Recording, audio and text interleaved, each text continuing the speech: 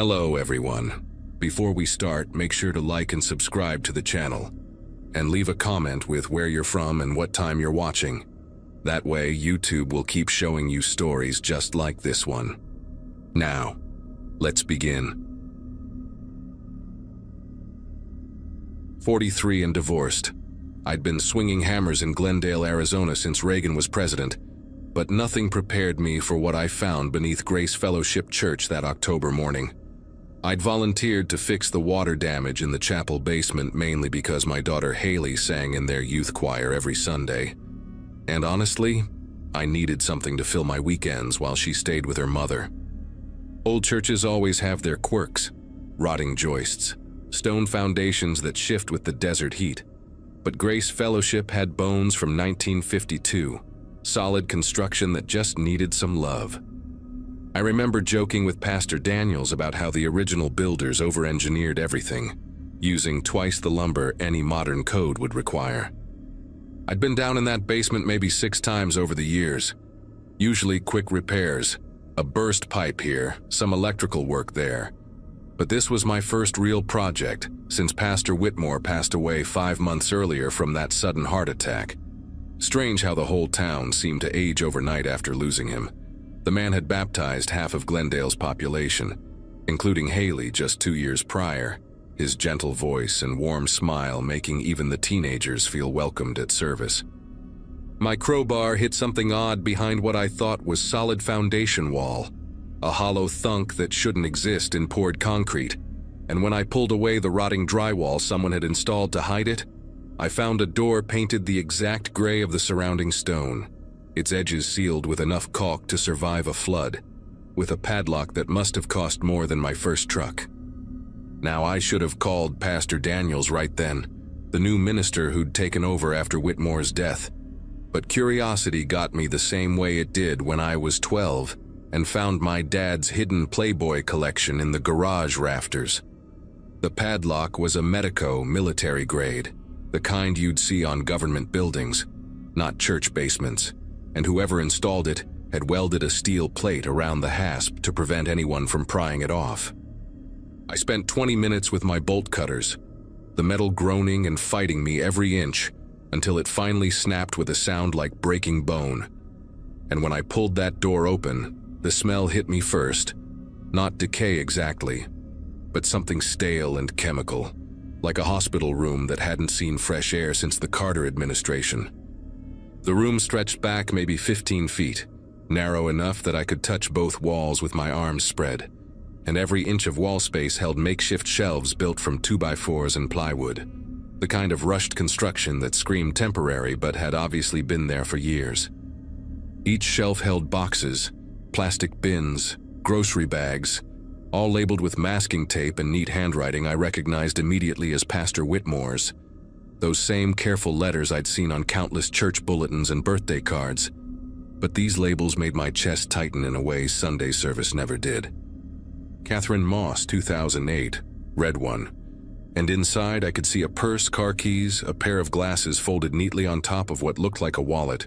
And I remembered Catherine, the dental hygienist who'd cleaned my teeth for 3 years before she supposedly ran off with some man she met online, leaving behind a husband and 2 boys who still attended service every week. My legs felt like water as I reached for another box, Jason Hendricks, 2010, and there sat his high school class ring from Desert Vista, the one his mom had saved 3 months of overtime to buy, still attached to a keychain with a miniature basketball that matched his jersey number, 17. Everyone said Jason got mixed up with dealers from Phoenix, that he'd probably ended up in some desert grave when a deal went bad, but his basketball shoes were right there in that box, the orange Nikes he'd worn to every practice, still caked with gym floor dust. Next to Jason's box sat another smaller one marked Angela Vance, 2009, and I actually had to sit down on the concrete floor when I saw her insulin kit, the purple one with the butterfly stickers her daughter had decorated, because Angela was supposed to have killed herself after her divorce, jumped off some bridge in California, according to the note they found.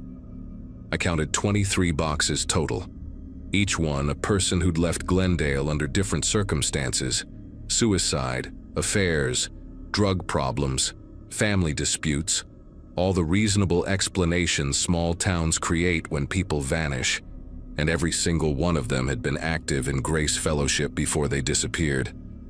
The earliest date I found was 2007, written on a shoebox containing a man's wedding ring and driver's license for Robert Dalton, who'd supposedly abandoned his family after gambling away their savings, though his wife Nancy still brought casseroles to every church potluck, never remarrying, always insisting Bobby would find his way home. Behind the last row of shelves, I noticed the concrete floor had been re-poured in several sections, amateur work with visible seams, each patch roughly 6 feet by 3 feet, and my contractor's brain immediately recognized the dimensions, even as my mind tried to reject what that meant. I must have stayed in that room for an hour, taking photos with my phone, documenting every box, every name, every date, my battery dropping from full to 30% as I captured evidence of what Pastor Whitmore, the man who'd counseled my ex-wife and me through our roughest patches, who'd visited my mother in hospice every single day during her final week, had been doing while preaching about salvation. The most recent box had me dry heaving in the corner. Melissa Conway, dated just 4 months ago, a full month after Whitmore's supposed heart attack, and Melissa had left town to care for her sick sister in Nevada, even sent postcards to her book club, though now I wondered who really wrote them. My phone buzzed with a text from Haley, asking if I'd pick her up from practice early, and the normalcy of it. The simple request from my daughter, who'd sat in Whitmore's office for confirmation classes, who'd trusted him completely, made me stumble out of that room like the building was on fire. I called 911 from the church parking lot, watched 3 patrol cars arrive within minutes, then state police within the hour, then FBI by nightfall, the quiet Sunday afternoon transforming into chaos as they evacuated the building and wrapped the entire property in yellow tape. Detective Rivera, a woman with eyes that had seen too much, took my statement 7 different times, each version revealing another horrifying detail, like how several victims had sought counseling from Whitmore for depression before vanishing, or how he'd always volunteered to handle the missing person's prayer requests, standing at that pulpit with tears in his eyes, begging God to return these lost souls to their families. They brought ground-penetrating radar that evening, and by midnight they'd found what the concrete patches were hiding, though Rivera wouldn't tell me numbers, just kept repeating that I'd done the right thing, that I'd given families closure they'd waited years to receive. Word travels fast in a town of 8,000 people, and by Monday morning, Grace Fellowship's congregation had split into 2 camps: those who refused to believe their beloved pastor could harm anyone, and those who suddenly remembered odd moments, strange comments, unexplained absences that now took on sinister meaning.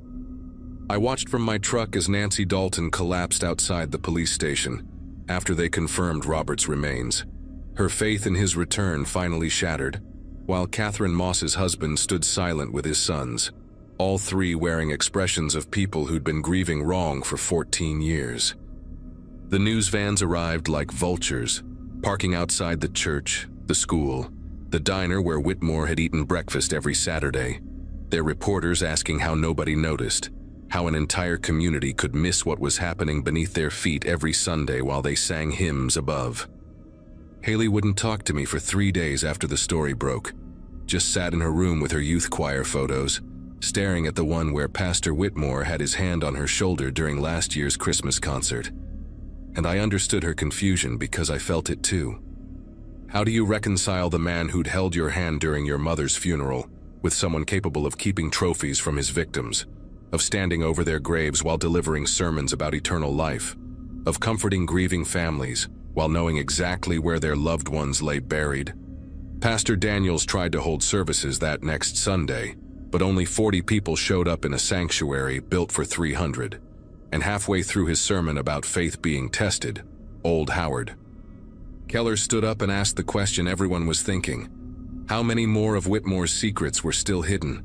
And who else in church leadership might have known? The investigation revealed that Whitmore had been hunting within his own flock for 15 years, choosing vulnerable members who came to him for guidance, People struggling with addiction, depression, isolation, those whose disappearances could be easily explained away. He'd kept meticulous records in a safety deposit box, written accounts of each killing that the FBI wouldn't release to the public, though Detective Rivera told me privately that he'd believed he was saving them from themselves, delivering them to God before they could damn their souls further, the ultimate perversion of pastoral care. They found evidence of a partner, too, someone still alive who'd helped move bodies, forge letters, maintain the illusion that victims had simply left town, and the whole community held its breath waiting for that arrest, neighbors eyeing each other with newfound suspicion, wondering who among them had helped create this nightmare. 6 weeks after my discovery, they arrested Whitmore's church secretary, Beverly Thornton, a 70-year-old grandmother who'd worked at Grace Fellowship for 30 years, who'd baked cookies for every youth group meeting and ran the prayer phone tree with military precision. She'd been the one writing postcards from the dead, keeping their social media active just long enough to establish they'd left voluntarily, scheduling fake sightings in other states through a network of unknowing accomplices who thought they were helping track down wayward souls.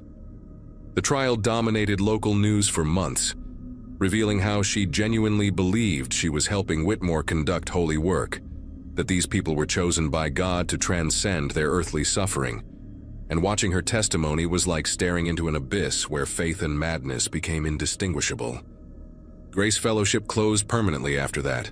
The building sold to developers who tore it down to the foundation, though they had to dig down 12 feet to remove all the contaminated soil, and even now, 3 years later, that lot remains empty because nobody wants to build where 23 people lay buried, while their families prayed for their return just 1 floor above. I still do contractor work around Glendale, though I turn down any job involving churches, and sometimes clients recognize my name from the news coverage and ask about that day, but I just change the subject and focus on their kitchen remodel or bathroom tile. Haley switched to a school choir in Phoenix after everything happened, drives the extra 40 minutes rather than sing anywhere that reminds her of Grace Fellowship, and we never talk about the 2 years she spent in Whitmore's youth group, though I notice she keeps her bedroom door locked now, something she never did before.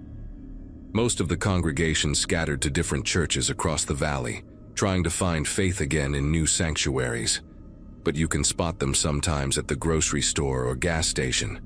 That particular hollow look of people who discovered their shepherd was actually the wolf, who learned that evil doesn't always announce itself with horns and sulfur, but sometimes wears a collar and knows all the right words to make you trust completely.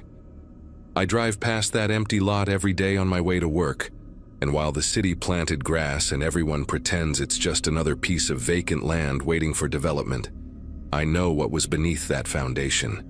And I know that some holes in a community never really fill, just get covered over with fresh dirt and new grass, waiting for someone else to dig too deep and discover what small towns try so hard to bury.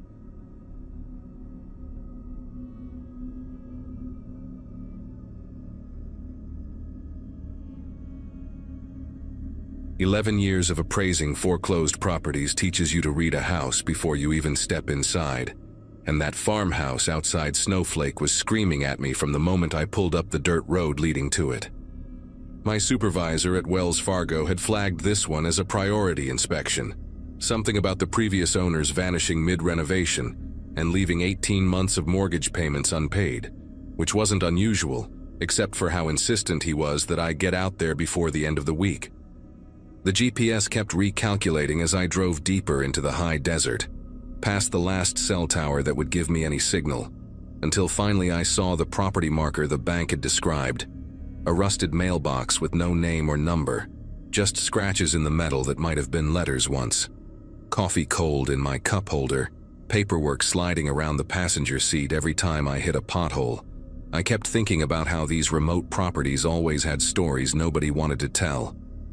Property inspection sounds boring until you realize you're usually the first person to enter these abandoned places in months, sometimes years, walking through someone else's failed dreams with a clipboard and a camera.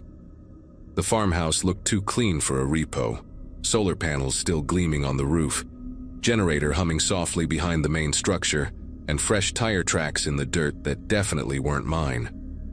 I grabbed my gear from the truck, noting how the 12 acres of scrubland had been partially cleared in strange patterns, almost like someone had been digging irrigation channels but gave up halfway through, leaving these long trenches that ran from the house toward the hills. Inside, the smell hit me first. Not decay or mold like most repos, but something chemical and sharp, like a hospital mixed with fresh concrete, and every room had been modified with new electrical outlets, reinforced floors judging by the sound of my footsteps, and those Ethernet cables snaking along the ceiling that seemed to disappear into the floor at regular intervals. My inspection routine usually took 2 hours max, but I found myself moving slower through this place, taking more photos than necessary because something about the modifications didn't add up to any normal renovation plan. The kitchen had been gutted and rebuilt with commercial-grade ventilation, the kind you'd see in a restaurant, but the dining room had been converted into what looked like a server room, racks of battery backups still blinking green even though the power should have been cut months ago. I followed one of the Ethernet cables through a hole drilled in the floor, which led me to the basement door. Except this house shouldn't have had a basement according to the original blueprints I'd pulled from county records. The door was steel, industrial grade with a magnetic lock that had somehow stayed engaged, despite the supposed power outage, and when I pushed against it, I heard the soft click of it releasing, like it had been waiting for someone to try. The basement wasn't on any of the plans, which meant it was built without permits, probably why the bank wanted this inspection done quickly before county inspectors started sniffing around.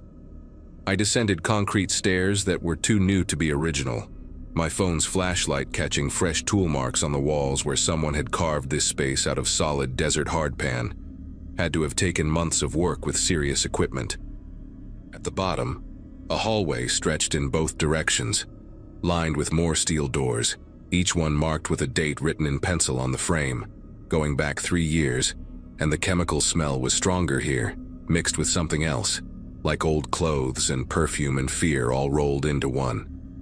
The first door I tried opened into a room about 10 by 10 feet, concrete walls, concrete floor, a single LED panel in the ceiling still running on what must have been battery power, and in the corner, stacked neat as you please, were suitcases, purses, wallets, car keys, and cell phones, dozens of them, all different brands and styles, arranged like someone was cataloging them.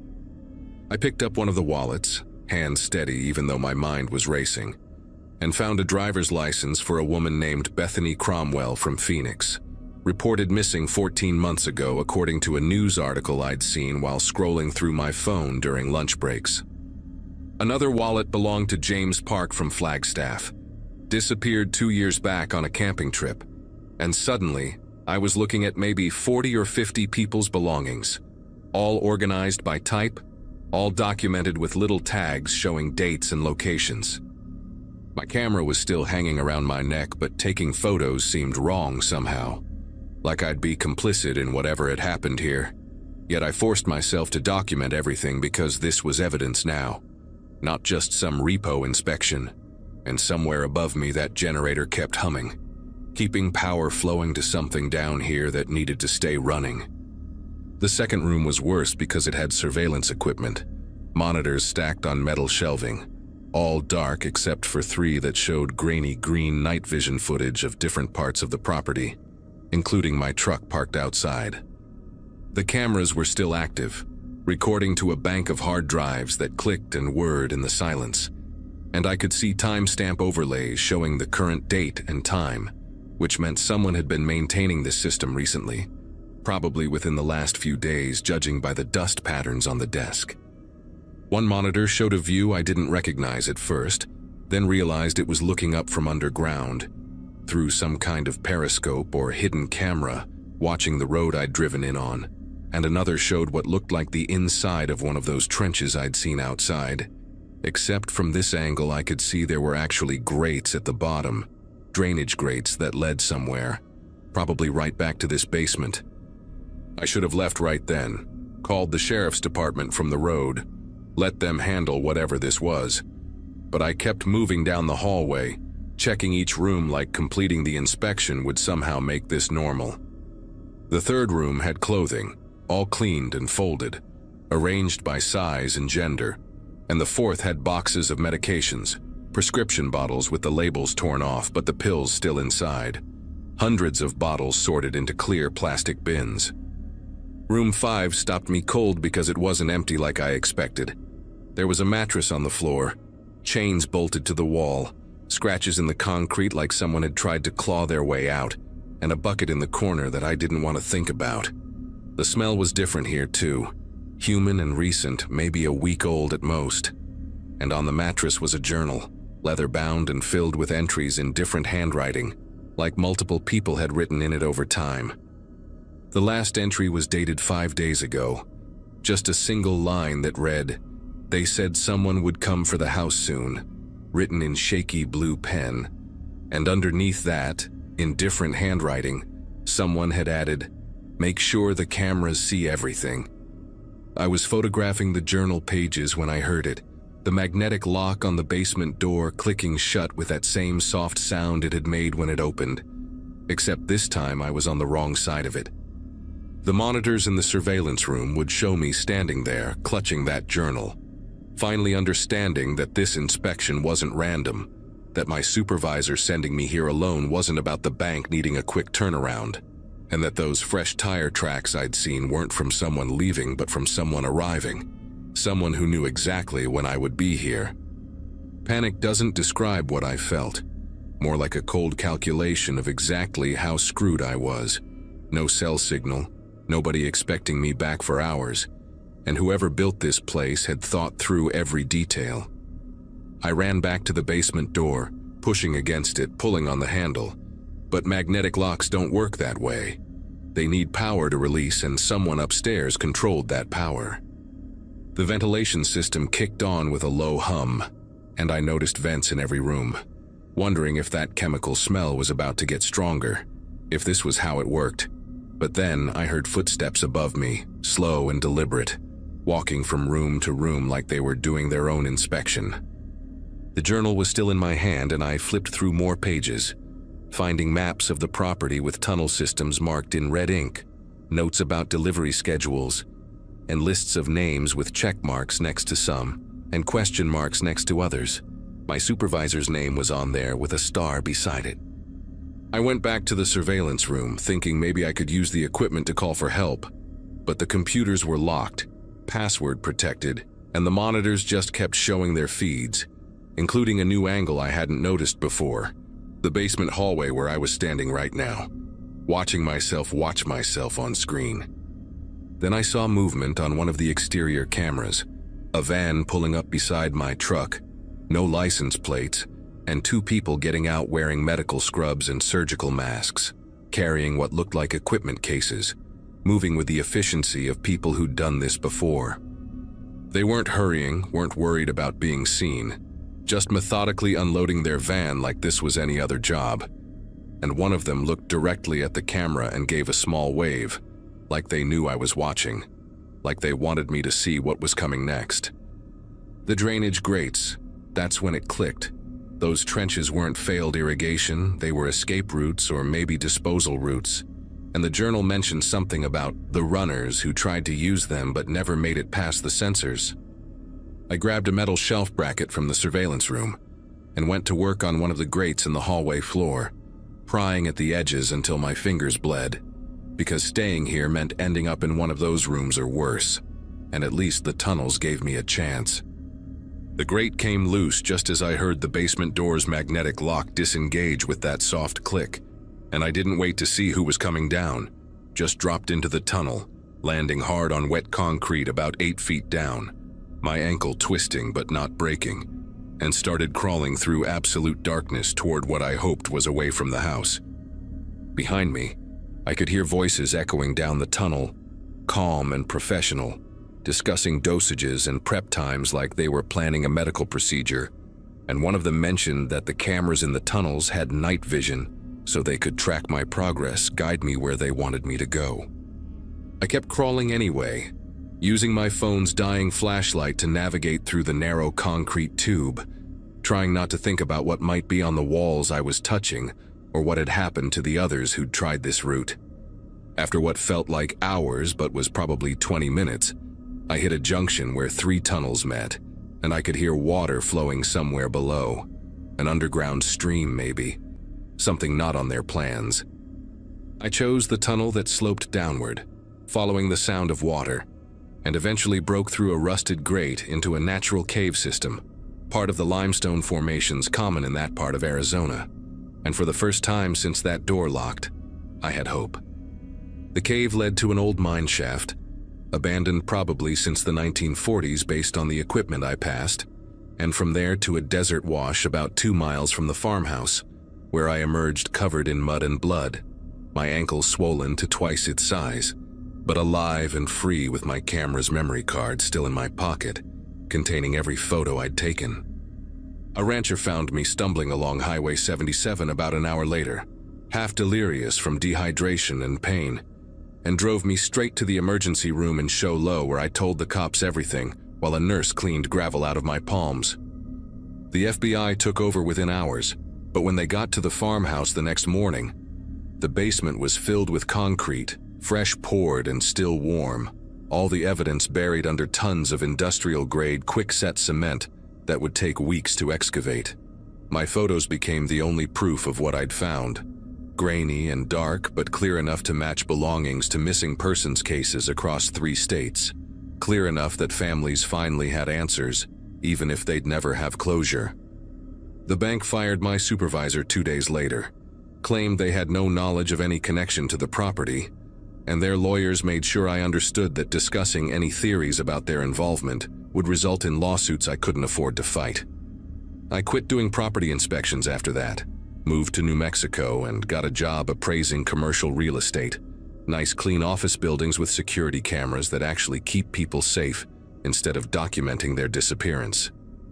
The FBI says they're still investigating, that the property's been seized as a crime scene, but I check the news every few months and nothing ever changes. No arrests, no updates. Just that farmhouse sitting empty in the desert while somewhere those people in medical scrubs are probably setting up another basement, another system, another trap for someone who thinks they're just doing their job. Sometimes at night I dream about those tunnels, about crawling through darkness while voices echo behind me, discussing medical procedures, and I wake up checking my apartment door to make sure it still opens from the inside, that the lock isn't magnetic, that I can leave whenever I want, because that's something you never stop checking once you've been on the wrong side of a door that won't open.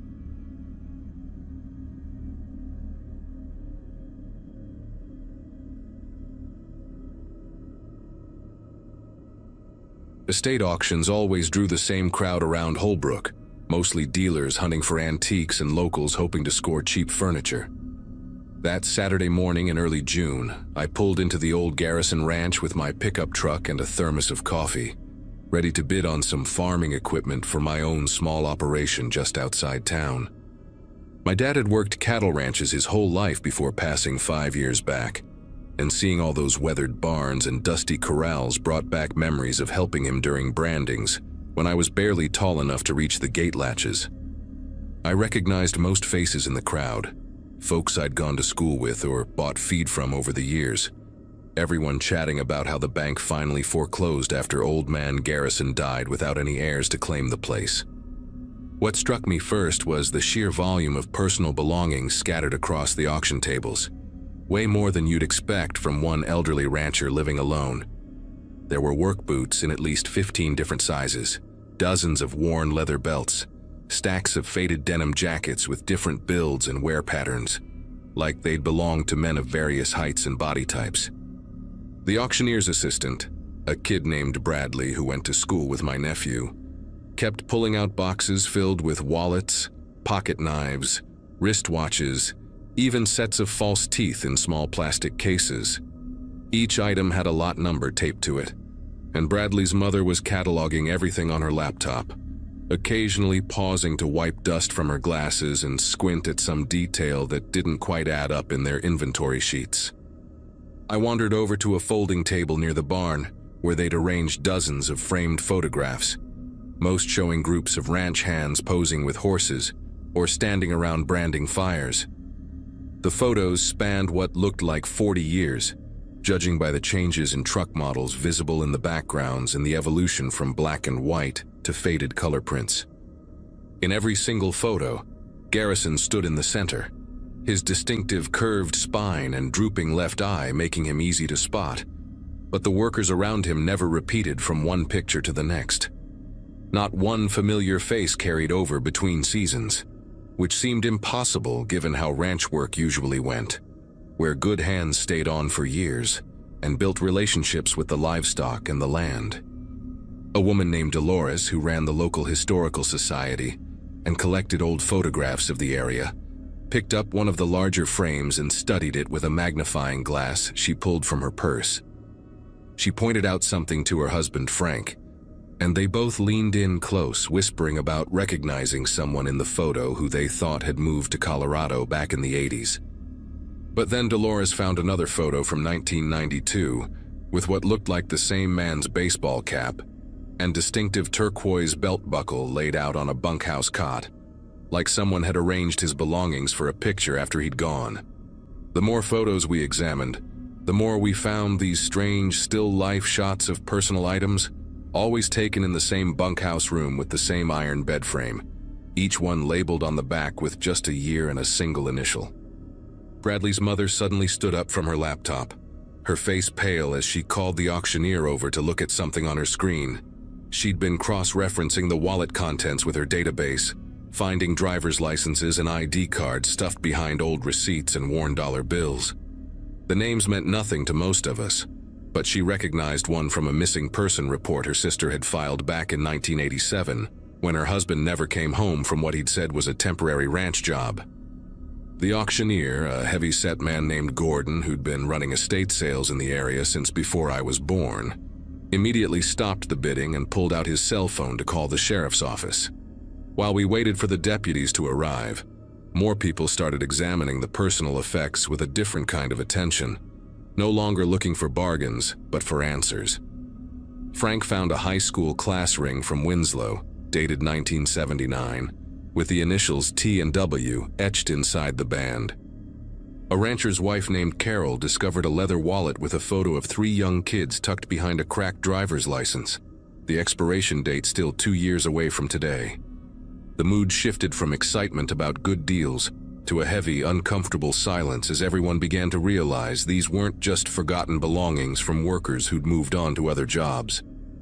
2 sheriff's deputies arrived within 20 minutes, followed by a detective I recognized from when she'd investigated a cattle theft case at my neighbor's place last year.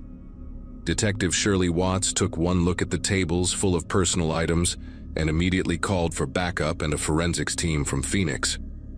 She asked Gordon to show her any paperwork related to the estate, and he produced several boxes of documents from his van, including decades of employment records that Garrison had kept in meticulous detail.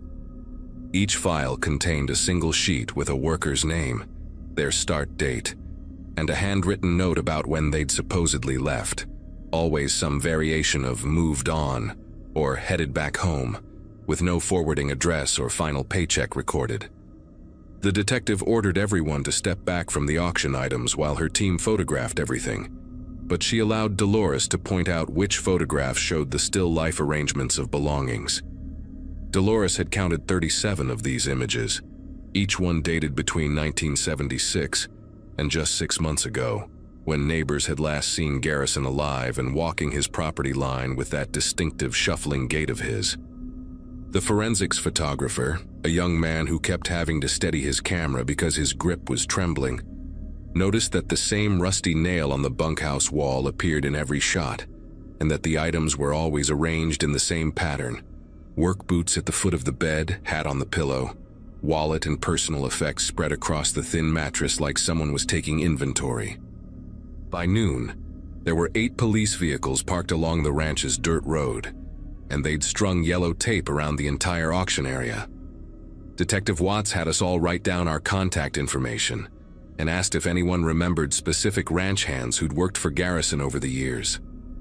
An older man named Eugene, who'd sold hay to the ranch for 3 decades, Mentioned how he'd always found it strange that Garrison went through workers so fast, sometimes hiring new hands every few months, always saying the previous ones couldn't handle the isolation or had drinking problems.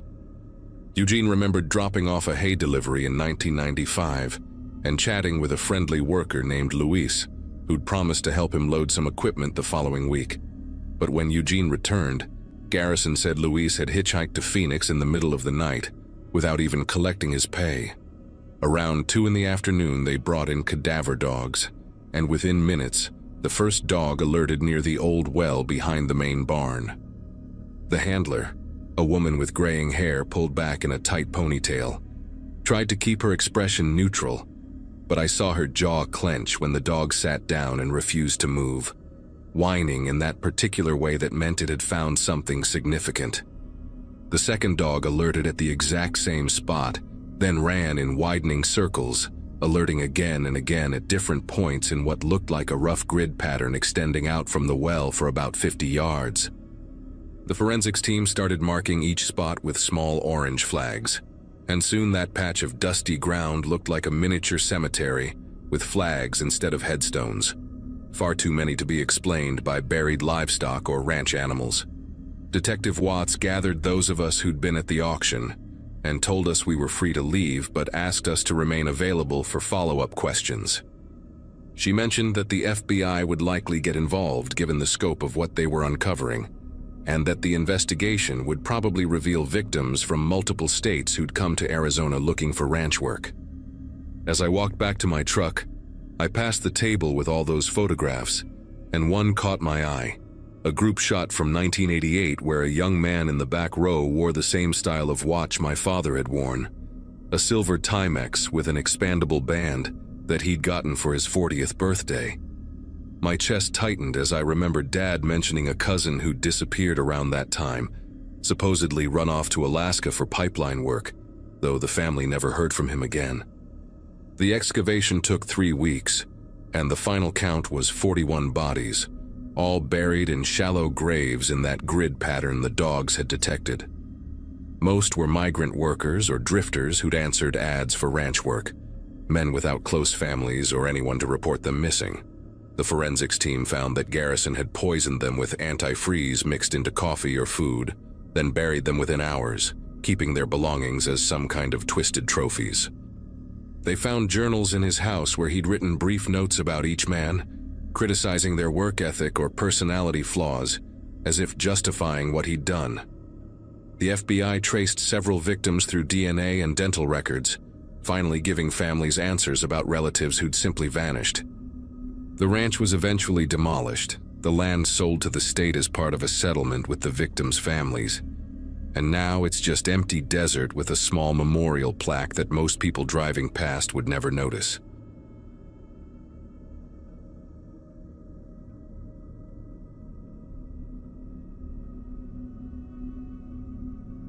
"6 months into wearing the badge, and you start recognizing patterns on the desert highways. Same truckers making their weekly runs, same spots where teenagers race their pickups on Friday nights, same mile markers where coyotes dash across the asphalt chasing jackrabbits. My patrol route from Wickenburg to Salome had become as familiar as my own driveway, 87 miles of Arizona State Route 60 that I could navigate with my eyes closed. That particular night in early September, the thermometer on my cruiser still read 94 degrees at 11 p.m., and the radio had been quiet for nearly 2 hours, except for dispatch checking in every 30 minutes like clockwork. I'd just passed mile marker 43 when I spotted the lights ahead, maybe half a mile up where the highway curves slightly near Centennial Wash. Red and blue strobing against the desert darkness, multiple vehicles arranged in what looked like a checkpoint formation. Strange thing was, nobody had mentioned any DUI operations scheduled for that night, and I would have been notified since this fell directly in my patrol sector. Protocol demanded that all highway units be aware of any traffic stops or checkpoints in their assigned areas, especially on a stretch of road this isolated where backup could take 40 minutes to arrive. I eased off the accelerator and grabbed my radio, calling dispatch to confirm what I already suspected they'd say. Dispatch came back negative, No scheduled operations in my sector. No other units reporting activity near Centennial Wash.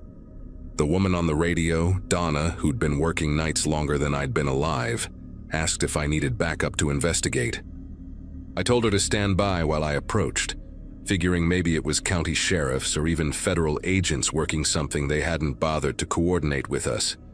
Happens more often than you'd think out here near the border, different agencies stepping on each other's toes, though usually someone gives us a courtesy heads up. As I got closer, I counted 4 vehicles total, what appeared to be 2 cruisers and 2 unmarked SUVs, all with light bars active, positioned to funnel traffic into a single lane. The first thing that struck me as wrong was the uniforms. Even from 30 yards out with my headlights illuminating the scene, I could tell these weren't standard Arizona Highway Patrol, weren't Maricopa County, weren't any department insignia I recognized. Dark blue, almost black, with reflective strips in odd places, diagonal across the chest instead of horizontal. And these guys were wearing tactical vests over their uniforms but no visible badges or nameplates. One of them stepped forward with his hand up, signaling me to stop, and he had this earpiece with a coiled wire disappearing into his vest, like Secret Service or something. I rolled down my window, and the desert heat immediately flooded the air-conditioned cabin, bringing with it the smell of creosote and dust. The man who approached my window had a face I'll never forget, not because of any particular feature, but because of how absolutely average it was, like someone had used AI to generate the most generic white male face possible. When he spoke, his accent was neutral, no regional markers, just flat American English that could have come from anywhere or nowhere. He asked for my identification, which immediately set off every alarm in my head because I'm sitting there in a marked Arizona Highway Patrol vehicle wearing my full uniform. I asked him what agency he was with, and he just repeated his request for identification, his expression never changing, like he was reading from a script he'd memorized phonetically without understanding the words. Behind him, I could see 3 other men in similar uniforms standing at various points around their vehicles. And here's where it gets genuinely bizarre. None of them were moving, not shifting their weight, not turning their heads to look at passing tumbleweeds, not even adjusting their stance against the desert wind that was picking up. They stood like mannequins, perfectly still except for their hair and clothing rippling in the breeze. One of them was holding what looked like a tablet or electronic clipboard, but the screen was facing away from me, casting this unnatural white glow on his face that made his features look washed out and skeletal. I reached for my radio again, keeping my eyes on the man at my window, and told Donna I was going to need that backup after all, possible impersonation of law enforcement officers. The moment I said those words into the radio, the man at my window took a step back and made this hand gesture to the others, just a quick circular motion with his index finger. All 4 of them moved in perfect synchronization toward their vehicles. No rushing, no panic, just smooth, coordinated movement, like they'd rehearsed this exact scenario 100 times. I put my cruiser in park and stepped out, my hand instinctively resting on my service weapon, calling out for them to stop and identify themselves. Not one of them acknowledged me, just continued their synchronized retreat to their vehicles. That's when I noticed their cruisers had no department markings, no unit numbers, just white doors with generic star-shaped badges that could have been bought from any police supply website. What happened next still makes me question my own perception, even though I've watched the dashcam footage probably 200 times since that night. They started their vehicles simultaneously, all 4 ignitions turning over at the exact same moment. And as they pulled away in a perfect convoy formation, their emergency lights were still flashing. But here's the thing that nobody can explain. On the dashcam video, those lights just cut out mid-frame. Not like someone hit a switch, but like they simply ceased to exist between one fraction of a second and the next. One frame shows 4 vehicles with active light bars heading north on Route 60. The next frame shows the same vehicles, but the lights are gone, just gone, like they were edited out of reality. I stood there on that empty highway, watching their taillights disappear into the darkness, while Donna's voice crackled through my radio asking for my status. Backup arrived 17 minutes later, 2 units racing in from Wickenburg with their sirens wailing. By then, I'd walked the entire area where the checkpoint had been, using my flashlight to search for any evidence they'd been there. No tire marks in the soft shoulder where they'd been parked, no footprints in the desert sand despite the fact that I'd watched them walking around. Not even the usual trash you'd find at any traffic stop. No cigarette butts, no coffee cups, nothing. The only thing I found was this weird residue on the asphalt, like someone had spilled metallic paint that had already dried. These silver-gray patches arranged in an almost perfect rectangle where one of their vehicles had been positioned. I scraped some of it into an evidence bag, though the lab later said it was just standard road surface material. Nothing unusual about its composition. The investigation that followed turned into one of those cases that gets passed around the department in whispers. Investigators pulled traffic camera footage from both directions, but the cameras mysteriously showed nothing during that 20-minute window, just empty highway, even though 3 civilian vehicles had passed through, and their drivers independently reported seeing the checkpoint.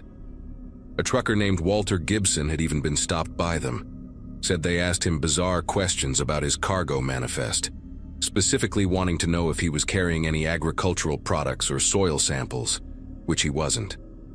A couple in an RV, the Andersons from Michigan, said the men had waved them through after shining flashlights into their vehicle for an uncomfortably long time without saying a word. All 3 witnesses described the same thing: dark uniforms, no proper identification, and something fundamentally wrong about how these men moved and spoke. 2 weeks after the incident, things took an even stranger turn. The FBI showed up at our station, not the Phoenix field office guys we sometimes work with, but agents from somewhere back east who wouldn't specify which division. They confiscated all the evidence, including my dash cam footage, though I'd already made personal copies like any smart cop would do. They interviewed me for 6 hours straight, asking the same questions over and over, particularly about the exact wording the fake officers used, their physical descriptions, and whether I'd noticed any unusual electromagnetic interference with my equipment. They seemed especially interested in the timing, down to the second, of when those emergency lights vanished from the video. Before they left, they made it clear this was now classified as a federal matter, and any further discussion about the incident could be considered interference with an ongoing investigation. Since then, I've heard through unofficial channels about similar incidents in Nevada, Utah, and Eastern Oregon, always on isolated highways, always late at night, always with the same profile: fake law enforcement, synchronized movements, bizarre questions about agricultural products or geological samples, and evidence that just doesn't add up. The truckers have started warning each other on their CB channels, calling them the phantom checkpoints, though most people think it's just another urban legend like the Black-Eyed Kids or the Vanishing Hitchhiker. But I know what I saw that night, what my camera recorded, and what those other witnesses experienced. Whoever those men were, whatever they were looking for out there in the desert, they're still operating. I've transferred to day shifts now.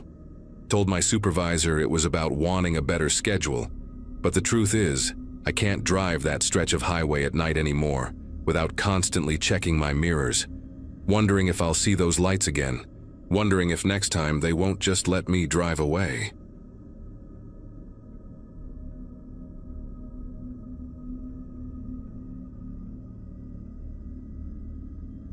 January in Bisbee meant 2 things: tourists gone and weather that could turn mean without warning. I'd inherited my grandmother's place just outside town limits the previous spring, right after finishing my nursing degree at 31, and most folks thought I was crazy for actually moving in.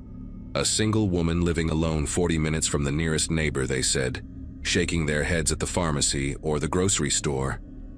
But after 7 years of cramped apartments and roommates who never cleaned their dishes, that little adobe house nestled against the Mule Mountains felt like freedom itself. I had my books, my cat Oliver, and enough savings to take a few months off before starting at the regional hospital. What I didn't have, as I would learn that night, was any real understanding of why my grandmother had installed so many locks on her doors, or why she'd spent her last years writing those strange letters to the sheriff about lights in the hills. That particular evening started like any other winter night in southern Arizona, cold dropping fast once the sun disappeared behind the mountains, wind picking up and making the old wooden window frames rattle. I was making dinner, just some pasta and sauce from a jar, when I noticed the first snowflakes drifting past the kitchen window. Snow in Bisbee wasn't unheard of, but a real storm was rare enough to make me stop and watch. Within an hour, it was coming down heavy, coating the desert landscape in white, transforming the familiar saguaros and ocotillos into strange, hulking shapes. Oliver sat on his perch by the window, tail twitching at something outside that I couldn't see. Around 7, I tried calling my friend Claire in town to joke about the weather, but my phone had no signal. Not unusual out here when storms rolled through. I wasn't worried yet. I had firewood, plenty of food, and the generator my grandmother had installed would kick in if the power went out.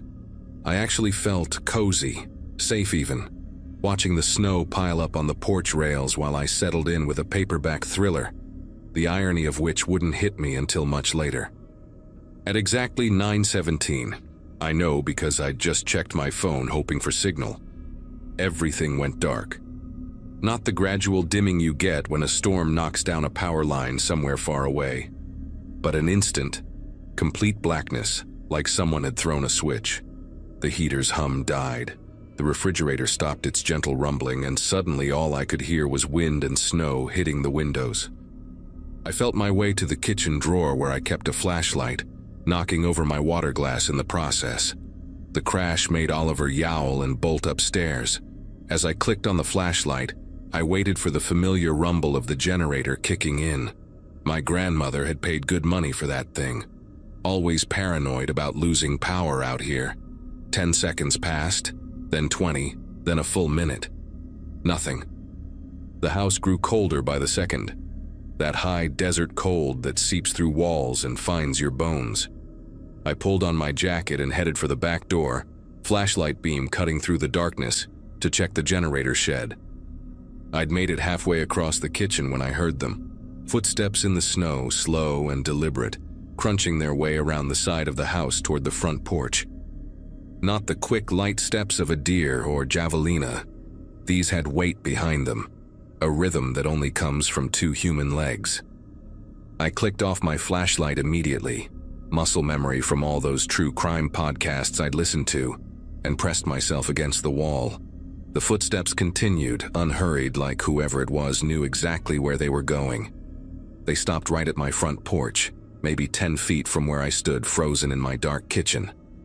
For a moment there was only silence and the whisper of falling snow. Then I heard something that made every nerve in my body fire at once, the distinct metallic scraping of someone trying different keys in my front door lock. Not picking it, not forcing it, but methodically trying key after key like they had a whole ring of them. My mind raced. Who would have keys? The previous owners? Someone my grandmother knew? The scraping stopped, followed by a low grunt of frustration, and then the footsteps started again, moving now toward the back of the house where I'd been heading, toward the generator shed, toward the only other door. I had maybe 30 seconds before those footsteps reached the back door.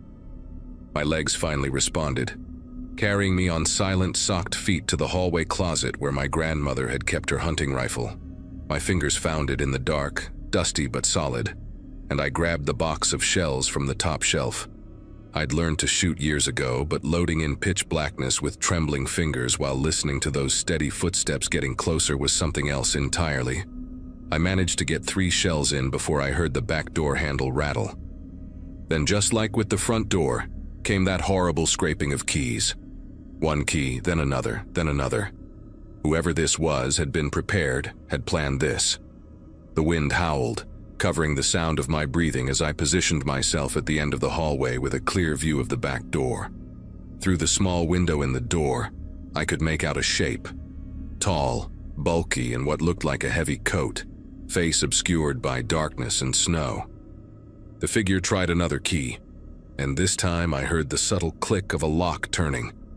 My grandmother had installed a deadbolt and a chain lock in addition to the regular lock. The doorknob turned, and the door pushed inward an inch before catching on the chain. The figure didn't curse or kick the door, or do any of the things a frustrated burglar might do. Instead, they pulled something from their coat. A pair of bolt cutters, the long handles gleaming faintly in what little moonlight filtered through the storm clouds. They slipped the cutting end through the gap in the door, searching for the chain, and that's when I saw their wrist in the sliver of space, a thick leather watch band, and below it, a tattoo I recognized with a sick jolt of terror. 3 mountain peaks with a sun rising behind them. I'd seen that tattoo before, several times actually, on the arm of a man named Clayton who ran the hardware store in town. The same man who'd helped me change the locks when I first moved in. The same man who'd made copies of my keys for the spare set I'd wanted to hide outside. The same man who'd asked so many questions about me living alone, about my schedule, about whether anyone ever came to visit. The bolt cutters found the chain and began to close with a metallic grinding sound. In about 5 seconds, he'd be inside my house. I raised the rifle and pumped a round into the chamber, the sound unmistakable even through the door and the storm. The bolt cutters stopped moving instantly. For 3 heartbeats, neither of us moved. Him on one side of the door with his arm still through the gap, me on the other with the rifle aimed at chest height. Then his arm slowly withdrew, pulling the bolt cutters back through. I heard his boots shift in the snow, and when he spoke, his voice was different from the friendly hardware store owner I thought I knew. Lower, rougher, with an edge that made my skin prickle. "Now, there's no need for that," he said, almost conversationally, like we were discussing paint colors instead of him breaking into my home. "I just wanted to check on you in the storm. Power's out all over town. Got worried when I saw your place go dark." The casualness of the lie made my anger spike through the fear.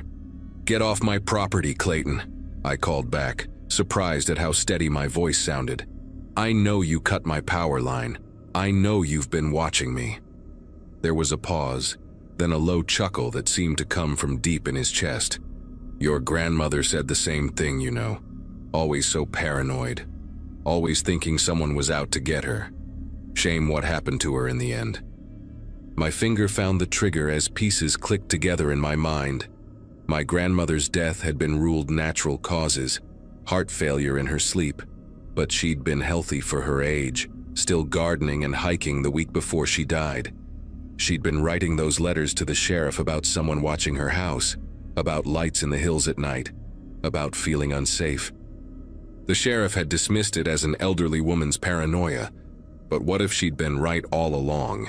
What if Clayton had been doing this for years, watching women who lived alone, waiting for the right moment? "What did you do to her?" I demanded, keeping the rifle trained on the door. He didn't answer directly, but I heard him moving, his boots crunching through snow as he walked along the back of the house.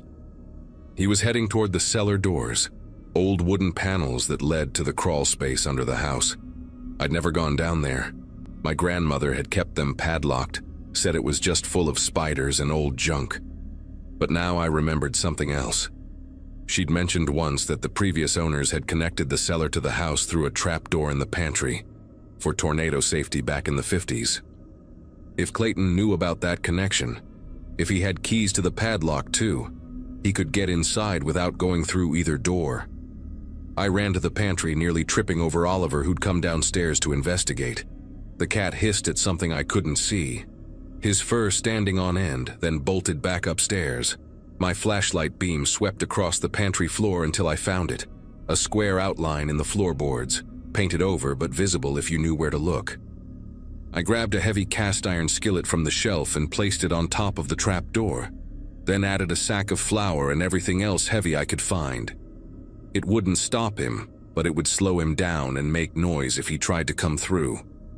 From somewhere beneath the house came a metallic clank, then another. He was in the cellar. I could hear him moving around down there, searching for something. The trap door under my makeshift barricade creaked slightly, testing. Then silence. Long, stretching silence that made my ears ring. I stood there in the dark pantry, rifle ready, listening to my own heartbeat and waiting for his next move. That's when I heard something that confused me at first. The generator suddenly roaring to life outside, flooding the house with light. Every bulb blazed on at once, blindingly bright after so much darkness. But that made no sense. Why would he fix the power he'd cut? Then I understood, and the realization hit me like ice water. He wanted the lights on so he could see me from outside. All those windows I'd never thought to cover with curtains because there were no neighbors to worry about. Now they were like a stage, displaying my every movement to someone standing in the darkness beyond. I was lit up like an actress in a spotlight, while he was invisible in the storm. I dropped to the floor immediately, crawling military-style toward the living room where the curtains were drawn. Behind me, I heard the cellar doors slam shut and footsteps running through the snow circling the house. He was looking for me through the windows, hunting for his perfect shot or angle of entry. I reached the living room and pressed my back against the wall between two windows, trying to control my breathing. The footsteps stopped somewhere near the kitchen windows. Then I heard something that made my chest tighten, the distinct sound of glass cutting, that high-pitched squeak of a glass cutter scoring a window.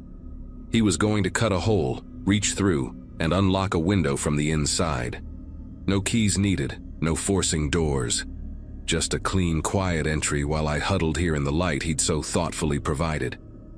I knew I had to move fast. The glass cutter stopped, and I heard a sharp tap. He was breaking out the scored circle. I belly crawled to the breaker box in the hallway, reached up and flipped the main switch. Darkness swallowed everything again. This time, I heard him curse loudly from outside, the first real sign of frustration he'd shown.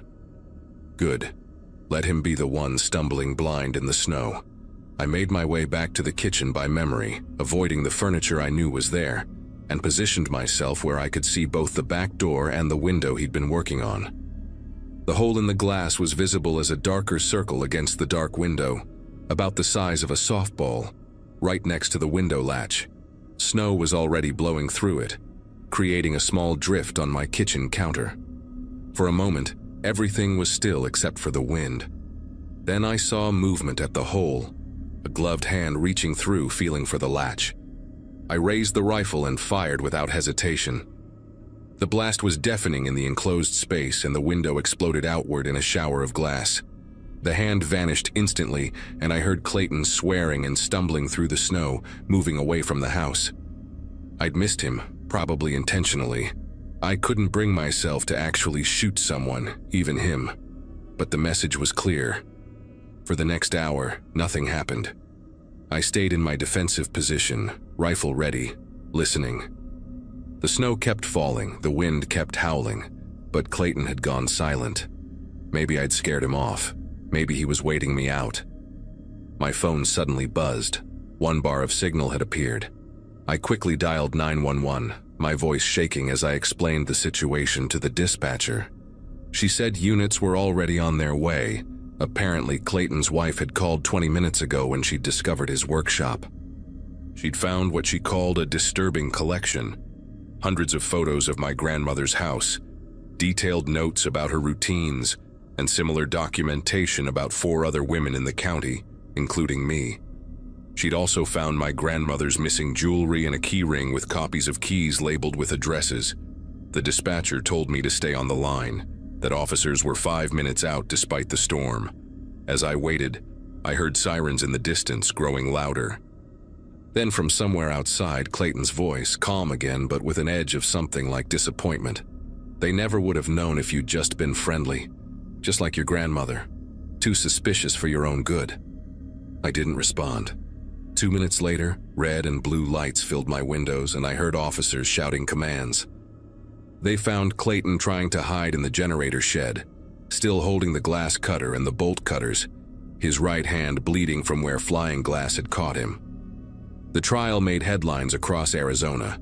Clayton Pierce, that was his full name, had been stalking and terrorizing women in the area for over 15 years. The prosecutor presented evidence linking him to my grandmother's death. He'd been entering her home at night, using his copied keys, moving things around, creating stress that likely triggered her fatal heart attack. They found journals in his workshop dating back decades, documenting his obsession with women who lived alone, especially those he'd helped at his hardware store. 4 other women came forward during the investigation, sharing stories of strange incidents they'd dismissed as coincidence, missing items that would reappear days later, doors they swore they'd locked found open, the feeling of being watched that everyone told them was just paranoia. One woman, a retired teacher named Dorothy, broke down crying when she learned the truth. She'd moved away 3 years ago, convinced she was losing her mind when things in her house kept moving on their own. Clayton got life without parole. His wife divorced him and left town. The hardware store closed and someone from Phoenix bought the building to turn it into an antique shop. I still live in my grandmother's house. I installed security cameras, motion lights, and a better alarm system. I got bars for the basement windows and replaced all the locks again, this time doing it myself. Oliver still sits by the windows, but now he seems calmer, like whatever he was sensing before is finally gone. Sometimes, on winter nights when the wind picks up, I remember that night and check my locks twice, but I refuse to let fear drive me from the home my grandmother loved, the home she tried to protect. I know now that she wasn't paranoid. She was right. And her refusal to be driven away, even in the face of real danger, gave me the strength to stay and fight when my turn came.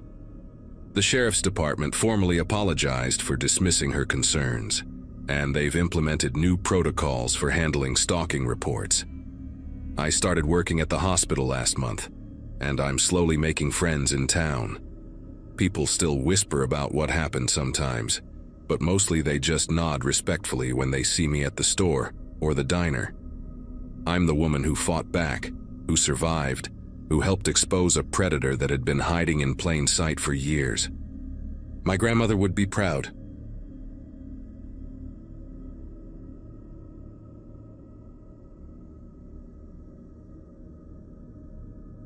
Dust devils twisted across the dead alfalfa fields like angry ghosts the morning I signed the papers at county records. My father's funeral had been 5 days earlier, August 2017, and I'd spent those days wandering the ranch house in a daze, opening drawers full of his things and closing them again without really seeing what was inside.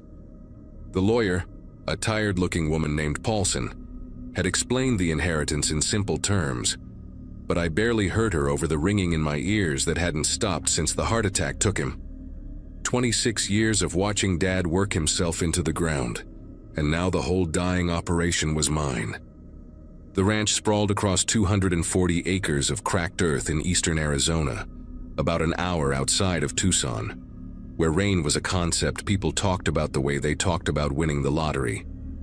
The Brennan property sat directly east of ours, separated by a fence line that had been the subject of arguments, threats, and one fistfight that had landed both our fathers in county lockup back in 1993. The dispute went back to my grandfather's time, something about a survey error in the 1950s that put our well 6 feet onto what the Brennans claimed was their land. Dad had shown me the original survey maps 100 times, his finger stabbing at the faded lines, insisting we were in the right. But Thomas Brennan, the patriarch next door, had his own maps, his own surveyor's report from a different year, and his own absolute certainty that we'd been stealing his water for 3 generations. I'd grown up watching the 2 old men glare at each other across that fence, their hatred thick enough to taste in the dry air. When Thomas's son Kevin took over their operations after the old man's stroke, things got worse instead of better. Kevin was my age, maybe a year older, and he'd inherited his father's rage along with the land. We'd gone to the same high school, sat in the same classrooms, and never spoken a single word to each other that wasn't an insult.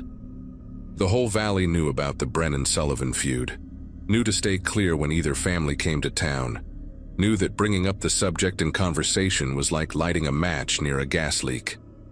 The well ran dry on a Wednesday morning in late August, 3 weeks after I'd buried Dad. I turned the kitchen faucet and got a coughing sputter, then nothing but air hissing through the pipes. My first thought was mechanical failure, maybe the pump finally giving up after decades of constant use. but when I walked out to check the wellhead, I found the gauge readings showed the water table had simply dropped below the pump's reach. The drought had been brutal that summer, the worst anyone could remember, with temperatures pushing 115 degrees day after day and not a cloud in the sky since April. But our well had always been deep, one of the best in the valley, fed by an aquifer that Dad swore would outlast us all. Seeing it dry felt like losing him all over again, like the land itself was dying now that he wasn't here to fight for it. I spent that entire day calling well drilling companies, getting estimates that made my stomach hurt, trying to figure out how I was going to afford to drill deeper when the ranch account was already bleeding money. The Brennan well was still running. I could see Kevin's irrigation system going full blast the next morning, water arcing across his fields in silver streams, while my crops withered in the heat. He was standing by his fence line when I drove past, arms crossed, watching me with this expression that made my jaw clench so hard my teeth hurt.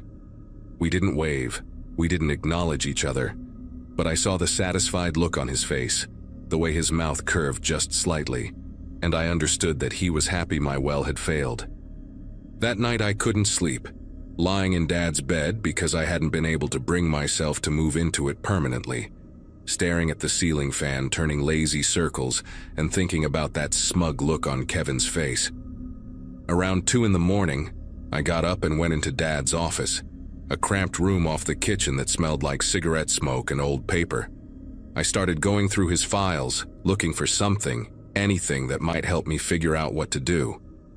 That's when I found the notebook, shoved in the back of the bottom drawer underneath a stack of tax returns from the 80s.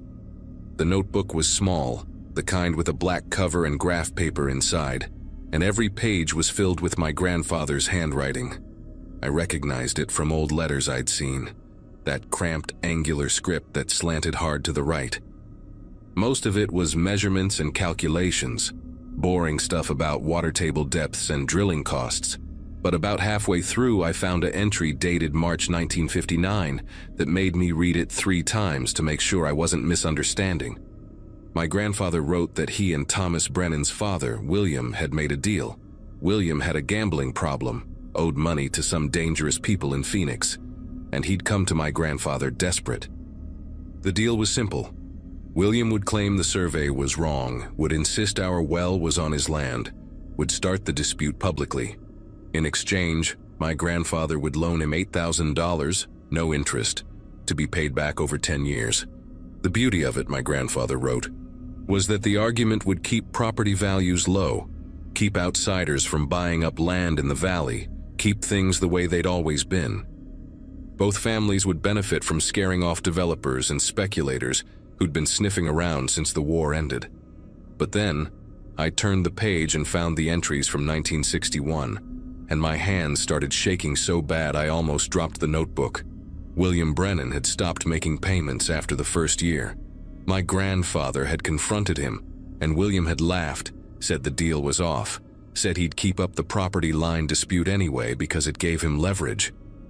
Then came the entry from November 1961, just 3 lines in my grandfather's handwriting. William won't listen to reason, settled it tonight. Thomas doesn't know what his father was. I sat there in that office with the notebook open in my lap, the air conditioner rattling in the window, trying to understand what I was reading. William Brennan had disappeared in November 1961. Everyone in the valley knew the story because it had been the biggest news for years.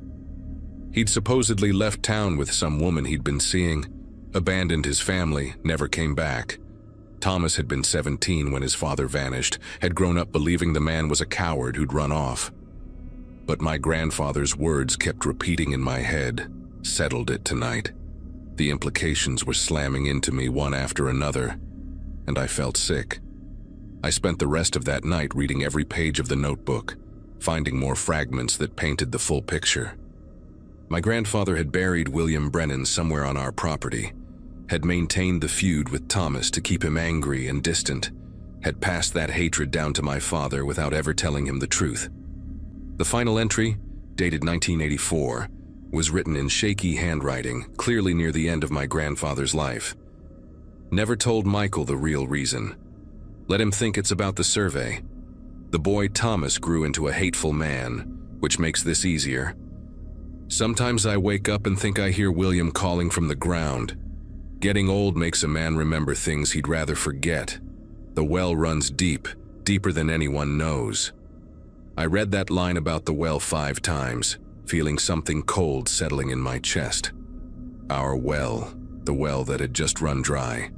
The well that Dad had always said was the deepest in the valley, drilled by my grandfather himself in 1962, the year after William disappeared. The timing was too perfect, too convenient. I walked outside even though it was still dark, walked across the yard to the wellhead, stood there looking at the concrete pad and the pump housing while the sky started turning gray in the east. When the sun came up, I called a drilling company out of Tucson and told them I needed to drill deeper. Cost be damned. The crew showed up 2 days later, 3 guys in a truck with a rig that looked like it had been used to drill wells since the 70s. The foreman, a weathered man named Vincent with sun-damaged skin like old leather, asked me how deep I wanted to go. I told him to keep drilling until we hit water again, whatever it took. They started work that afternoon, the drill bit chewing into the earth beside the old well, the noise echoing across the valley like a scream. Kevin Brennan came to the fence line that evening, stood there watching with his arms crossed, his face hard. He shouted something I couldn't hear over the drilling noise, probably some insult about throwing good money away, but I ignored him. The crew worked for 3 days straight, drilling down through layers of rock and sand, going deeper than the original well. On the 3rd day, around 4 in the afternoon, Vincent came to the house with his hat in his hands and this expression on his face that I'll never forget. He asked me to come look at something they'd found. The drill had pulled up fabric first, rotted and stained but still recognizable as denim. Then came fragments of bone, small pieces that Vincent had laid out on a tarp like evidence at a crime scene. He didn't say anything, just pointed at them and waited for me to react. I stood there staring at what was left of William Brennan, pulled up from 60 feet below ground where my grandfather had dropped him down that newly drilled well shaft in 1962. Vincent asked if he should call the sheriff, and I told him yes, even though every instinct was screaming at me to say no, to have them bury it all again and pretend we'd never found anything. But I couldn't do that. Whatever my grandfather had done, whatever my father had unknowingly protected, it ended now. The sheriff's department showed up within an hour, and by sunset there were 4 squad cars in my driveway and a forensics team setting up lights around the drill site. Word spread through the valley faster than a brush fire. Kevin Brennan showed up at my fence line just as they were bringing up more remains, and I watched his face change as he understood what was happening.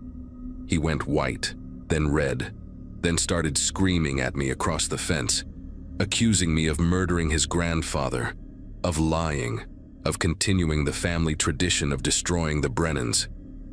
I walked over to him with the notebook in my hand, my heart pounding so hard I thought it might burst, and I held it out through the fence. He snatched it from me, started reading, and I watched his expression shift from rage to confusion to horror as he realized his grandfather hadn't abandoned the family at all. Thomas Brennan had spent 60 years hating a man he thought was a coward, had raised his son to hate my family, had died 2 years ago still believing his father had run off with some woman. Kevin read every page while the police worked behind me, and when he finished he just stood there holding the notebook, his face completely blank. He asked me why I'd drilled deeper, why I hadn't just left it alone, and I told him the truth. Because the well ran dry and I didn't know what was down there until it was too late. He laughed at that, this bitter sound that had no humor in it, and said that his father had always told him our well was cursed, that nothing good would ever come from that ground. Then he turned and walked back to his house without another word, and I didn't see him again for 3 days. The investigation took over my life for the next month. Detectives came and went, asking questions about my grandfather, about my father, about what I knew and when I knew it. They brought in anthropologists who confirmed the remains were male, approximately 40 years old at time of death, consistent with someone who'd been dead since the early 60s. Dental records eventually confirmed it was William Brennan. The district attorney spent weeks trying to figure out if there was anyone left to prosecute, but my grandfather had died in 1987, and my father had clearly never known the truth. They closed the case as a cold homicide with no living suspects, which felt like the worst possible outcome because it meant William's murder would just sit there in the files forever, solved, but not really resolved. The local newspaper ran the story, and suddenly everyone in the valley who'd grown up hearing about the Sullivan-Brennan feud understood that it had all been built on a lie and a buried body.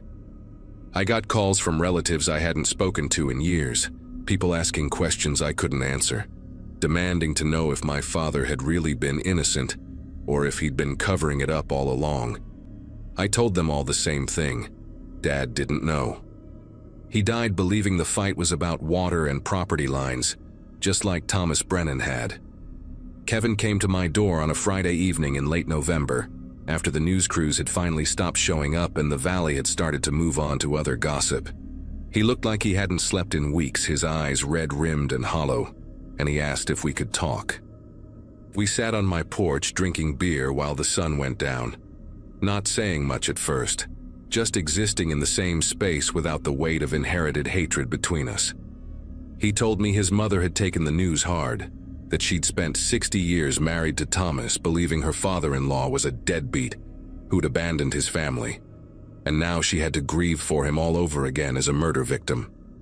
He said Thomas had died angry, had spent his last years furious at a ghost who'd supposedly run off, and now Kevin had to live with knowing his father had wasted all that rage on a man who'd been dead the whole time. I told him about the notebook, about how my grandfather had written that he heard William calling from the ground sometimes, and Kevin just nodded like that made perfect sense. We agreed that our families had been used as weapons against each other by dead men who'd taken their real fight to the grave, and that continuing the feud would just mean they'd won even after death. The property line dispute died that night on my porch, not with lawyers or surveys, but with two exhausted men deciding they were done carrying someone else's grudge. I ended up selling the ranch 8 months later to a development company out of Phoenix, the same kind of outside buyer my grandfather had spent decades trying to keep away. Kevin sold his place to the same company, and we split the money from both properties down the middle, settling the survey dispute the way it probably should have been settled 60 years ago. The developers filled in both wells and built a subdivision called Desert Vista Estates, which feels like the final insult to everything our families fought over. I moved to Flagstaff and used my half of the money to start over. Got a job as a land surveyor of all things, which Kevin thought was hilarious when I told him. We talk every few months, mostly text messages, checking in on each other the way people do when they've been through something nobody else would understand.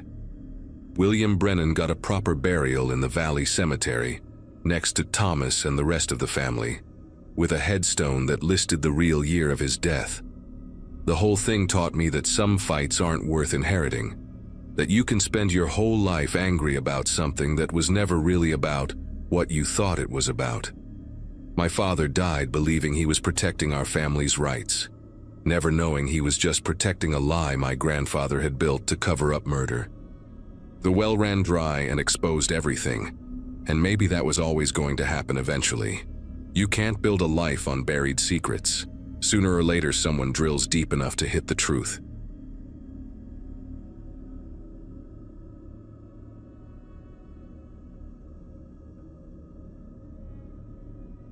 People around here like to say our town never changes, but that is not true.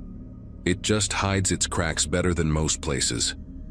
I have lived in the same small patch of Arizona dust my whole life, waiting tables at the diner on Main Street, raising my son on tips and long shifts. Everyone knows everyone, or at least thinks they do. When Miss Laura, the elementary school teacher every kid adored, vanished, the quiet we were used to turned into something else entirely. It was not silence anymore. It was a kind of listening, like the whole town was holding its breath. Miss Laura had taught half the town's children, including mine. She was the type who stayed late decorating bulletin boards and wrote birthday notes for every student. When she disappeared one night after leaving the school parking lot, people flooded the diner with rumors. Some said she ran away. Others whispered about a man she was seeing. But what struck me most was how the police chief, Patrick, handled it. Distant, rehearsed, too calm for a man who used to panic when a dog went missing. Patrick and I had grown up together. He was the kind of boy who rescued stray cats and fixed people's bikes for free. We used to skip rocks at Miller Lake and talk about how we would both leave someday. I never did, and neither did he. He married young, joined the force, and climbed to the top. After Laura's disappearance, I watched him on the news, standing near the school's flagpole, telling everyone they were doing everything possible. I could tell he was lying. Not because of what he said, but because of how he said it, like the words were something heavy he was forced to carry. A week later, the diner got busier. Journalists came through asking questions, and locals came for comfort food and gossip. That is when I overheard something that made my stomach twist. One of the deputies mentioned finding Laura's phone near the river, but being told not to log it officially. He caught my eye mid-sentence and went quiet. When Patrick came in later that evening, he asked to speak with me out back. He smiled, but it was the wrong kind of smile. Stretched too far, almost apologetic. He said, "People talk too much when they are scared, don't they, Marla?" After that night, Patrick barely came into the diner. When he did, he sat alone at the counter and kept his radio on even while eating. The deputies avoided eye contact, like the whole department had been told to keep their mouths shut. I tried to let it go. I had bills to pay, a son to raise. But the thought kept creeping back. Why would the chief hide evidence? The first time I mentioned it to anyone was to my co-worker, June. She told me in a whisper that her cousin on night patrol had seen someone unloading boxes from Patrick's truck behind the old storage unit by the grain silos. The kind of detail you would not invent. A few nights later, I got home after closing and saw something folded under my front doormat. It was a piece of lined paper, torn from a notebook, no signature. The handwriting was shaky but clear. "Stop asking questions about Laura." I stood there in the porch light, the sound of crickets around me, reading it again and again. My son was asleep inside. I locked the door, checked the windows, and sat at the kitchen table staring at that note until the sun came up. I wanted to believe it was a prank, but deep down I knew it was not. By the next afternoon, word spread that someone had vandalized the memorial setup outside the school. Candles smashed, photos torn. Patrick called it kids being cruel, but no one believed that. The diner stayed full that evening, people too uneasy to eat at home. One of the regulars, an older rancher named Clyde, told me he had seen a black pickup parked behind the diner after hours a few nights ago. No plates, engine off, just sitting there. The timing made my skin crawl. That was the same night the note appeared. The second note came 3 days later. This one was taped to my mailbox. It said, "You do not know who you are dealing with." My hands were still damp from washing dishes when I pulled it off. There was a faint smell on the paper, like gasoline and old cologne. I called Patrick that night, tried to sound calm. He said, "Let me handle it," then changed the subject, asking about my son's grades. It felt rehearsed again, like he had already decided what he wanted me to say, or what I should not. The next morning, I noticed tire marks in the dirt near my fence, deep, uneven, like someone had parked there for a while. I could see where the grass had been flattened. My son said he heard an engine during the night, but he thought it was one of our neighbors. I wanted to believe that too, but when I checked the mailbox later, there was another note. No words this time, just a photo. It was of me standing outside the diner, taken from across the street. My name was written on the back in red ink. I took it straight to Patrick's office, but he barely looked at it. He said it could be a local kid messing around, then filed it away like it was nothing. I watched his hands as he did it, steady, too steady, and I knew he was lying again. That same night, I drove to the storage unit by the silos, the one June had mentioned. It was after closing, and the town was quiet enough that I could hear the gravel crack under my tires. The lock on the unit was new, too new for a place no one had used in years. I parked behind the dumpsters, grabbed my flashlight, and walked up to it. The padlock was scratched on the side, like someone had forced it open recently. I remember hearing a faint buzzing sound from inside, maybe a fly trapped against metal. When I shone the light through the crack, the beam hit something that made my throat tighten. Stacks of boxes labeled "Evidence Hold," and on top, a small name tag with glitter edges. It said, "Miss Laura."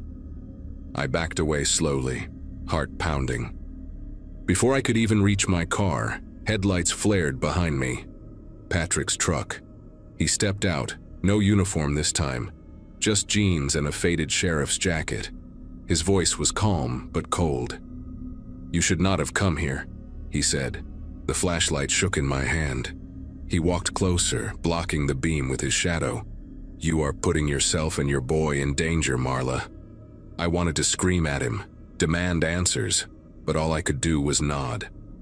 He took the name tag from my hand and tucked it into his jacket pocket before getting back in the truck. The dust from his tires hung in the air long after he was gone. I left town the next morning, packed a few bags, told my son we were visiting family out east, and never went back. I do not know what happened to Miss Laura or what Patrick was protecting, but a month later I saw on the news that the storage unit had burned down in an electrical accident. No one was hurt, they said, and no charges were filed. I still get letters sometimes, no return address. The last one said only this: "You did the right thing by leaving."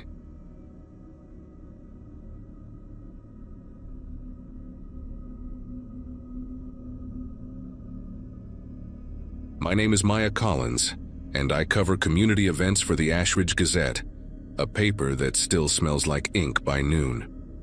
I rent a one-bedroom over a barber shop, the kind with a rattling swamp cooler and a view of cottonwoods and faded storefronts along Cottonwood Avenue. That morning began like any other parade day. Marching band tuning up behind the high school, church ladies taping crepe paper to a flatbed, and kids sticky with melted lemonade before the first float even rolled. I had a checklist in my pocket and a battered camera that sometimes squealed when it zoomed. My editor, Harper Quinn, wanted something soft and neighborly. A photo of elders in pioneer hats usually did the trick. The founding families always rode up front in antique convertibles, waving like royalty with dust in their teeth. People in Ashridge call the parade our spine, the one day a year when the town stands straight. I walked the curb with a notebook and a thermos, already writing captions in my head about small-town pride and the desert sun bouncing off brass instruments. The accident happened halfway down Juniper Road, where the pavement buckles like a quiet ripple. A cherry-red convertible carrying Ethan Barnett lurched hard, skidded sideways, and climbed the curb, crushing a metal bench into the brick wall of the feed store. The crowd made this raw, uncoordinated sound, part shout, part inhale, and then nothing moved right. Confetti kept drifting as if the air had not gotten the news. Ethan did not get up. His cousin, Thomas Pratt, reached for him and kept saying his name in a way that made the syllables bend. Sheriff Nolan Price pushed through with a white rope of tape and a practiced calm that looked borrowed. The marching band stopped mid-song, a trumpet holding one last note that turned thin and strange. I lifted the camera, then lowered it, then lifted it again because that was my job. The hood of the car steamed and ticked. I remember a child nearby asking if this counted as part of the show. Officially, they called it a mechanical failure, quick as snapping a cloth for dust. I wrote the first short for the Gazette from the sidewalk, a sterile 3 paragraphs with tragic and unforeseen and community in shock. Harper nodded but told me to keep my ears open at the clinic and the diner. In Ashridge, news rarely walks through the front door. It clinks in a coffee cup or hides in the pauses between sentences. At the clinic, a nurse with sunburned cheeks said the Barnetts requested privacy, eyes on the floor like the word itself had weight. When I stepped outside, I noticed the convertible's tire marks were not straight but braided, as if the car had been tugged from 2 directions at once. Behind the feed store, in the narrow space where broken pallets lean, I found fresh drag marks in the dust. 2 parallel lines that ended at a round metal plate I had never noticed. It had a hand-sized notch and a faint brand pressed into it. 3 interlocking triangles. I took a photo of that plate, then went hunting for anyone who would talk about it.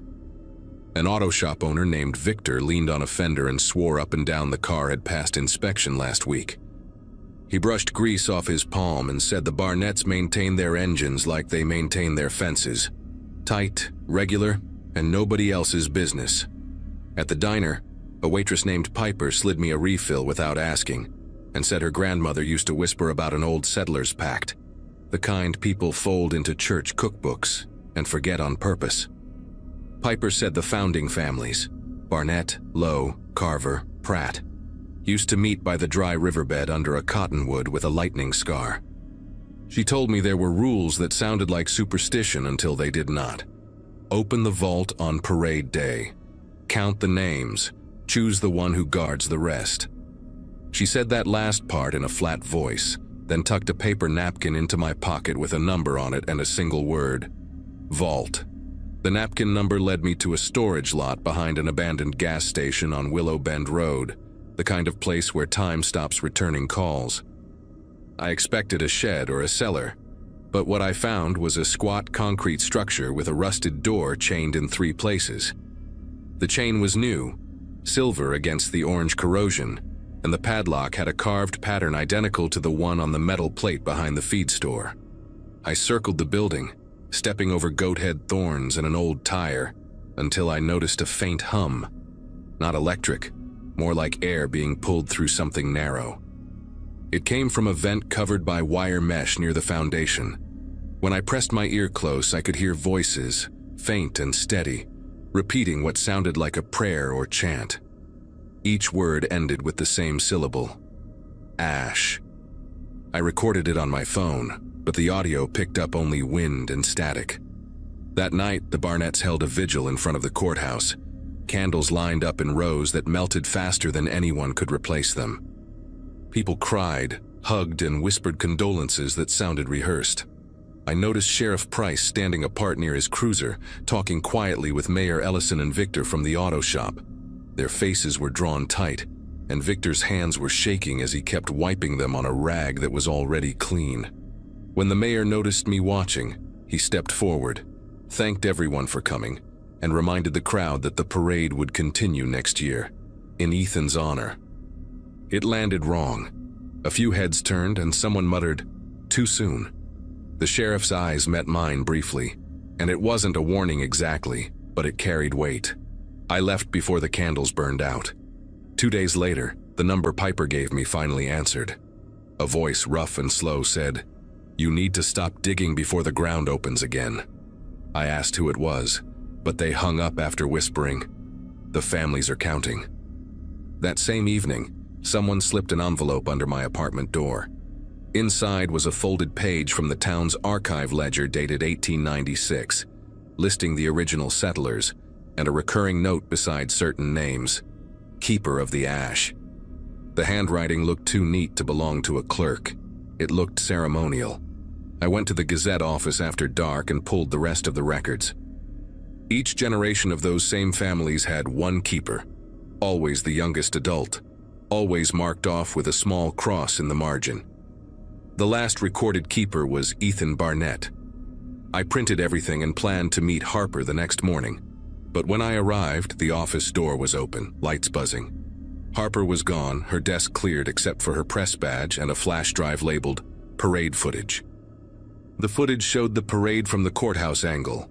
Nothing unusual until the moment before the crash. A shadow crossed the frame, low and fast, like someone crouching between floats. Then the car jerked, and I could see Victor by the auto shop, watching it happen, not moving an inch. In the corner of the screen, Sheriff Price's hand went to his radio before the impact. He didn't flinch either. The audio caught something I hadn't noticed in person, a whisper spreading through the crowd, almost synchronized. Ashridge endures. That night I packed my camera, the ledger copy and the flash drive, then drove toward the old storage lot again. The desert air had that strange stillness before a storm, though no clouds moved overhead. I parked a block away and walked with my flashlight off, letting the moon show the path. The chains on the vault door were gone. It hung slightly open, as if someone had left in a hurry. Inside, I expected machinery, maybe old parade props. Instead, there was a sloping tunnel lined with stone blocks, colder than the night outside. The walls were carved with the same 3 triangles I had seen before, painted over in ash-gray pigment. At the far end, a shallow pit flickered with candlelight. 4 figures stood around it in silence, their faces hidden behind plain cloth masks. I recognized the sheriff's boots before I saw his badge glinting near his collar. He told me to put the camera down. His voice was calm, measured, like this was the logical end to everything. The others moved closer. Victor, Mayor Ellison, and a woman I didn't know at first until she spoke. It was Harper. Her eyes were wide but steady, and she said quietly, "It is not about control. It is about balance." She told me every 30 years the pact required renewal, a bloodline to keep the town guarded from what their ancestors unleashed beneath the riverbed. Ethan's death, she said, was the first half. The second name had already been chosen. Harper stepped aside, revealing a list on parchment pinned to the wall. My name was at the bottom, underlined twice. My throat went dry, and all I could think of was the phrase on the recording: "Ashridge endures." Before they could react, I bolted. The tunnel twisted into a narrow passage that opened somewhere behind the feed store. I ran until I saw the courthouse dome and the empty square where the vigil candles had burned out. My car was still where I left it, keys in the ignition, though I never remember leaving them there. I drove to the next county, checking the rearview mirror until sunrise. At a rest stop, I listened to the recording again. This time, the voices were clear. They were saying, "Ashridge endures through blood." When I looked at my arm, a faint triangle mark was there beneath the skin, as if pressed from the inside out. I quit the Gazette the next day. Harper's replacement told me she had transferred to Phoenix and that the paper was shifting focus to positive stories. The new parade committee announced plans for a memorial statue funded by all 4 founding families. I moved 3 towns away, changed my number, and tried to let the desert wind bury what I had seen. But every year since, a sealed envelope arrives on my porch the week before the parade. Inside, there is always a single photograph of Ashridge's main street, empty, sun-bleached, and waiting. On the back, in neat handwriting, it says the same thing each time: "The town stands straight."